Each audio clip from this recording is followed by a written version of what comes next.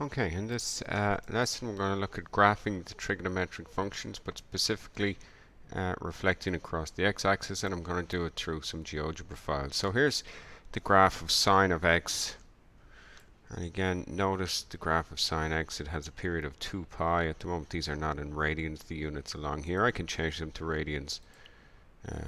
Just change the distance there to pi over 6 along the x-axis.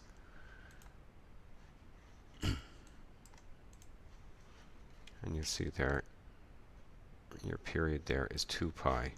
This section repeats itself every 2 pi units. So the period of this function is 2 pi. Other important, that midline across there, that's just the line y equals 0, or the x-axis. The range of this function goes from -1 to +1, and the amplitude of the function is 1. The top of the function is 1 unit above the midline there. Now, what I want to do is look at maybe multiplying that function by -1. So I'm just going to multiply -1 times the sine function. Okay, so -1, I'll just write -1 times f of x. And hit enter. Okay, so this is that orange function in there. So what you can see there, you can see how it kind of changes the original function, the parent function we call it, which is the most basic function of the sine curve. It's just sine of x is the parent function for all sine curves.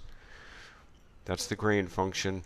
Notice the orange function, when I have -1 times sine x, it's just a reflection across the x-axis.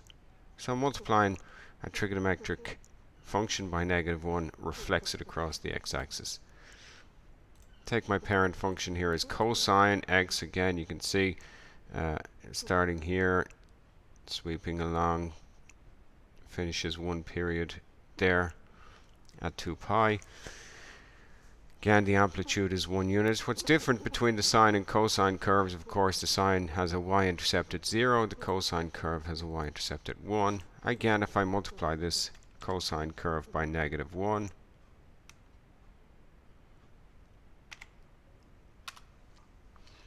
we get this red function here, and that's the graph of -1 times cosine of x. Notice again, just a reflection across the x-axis.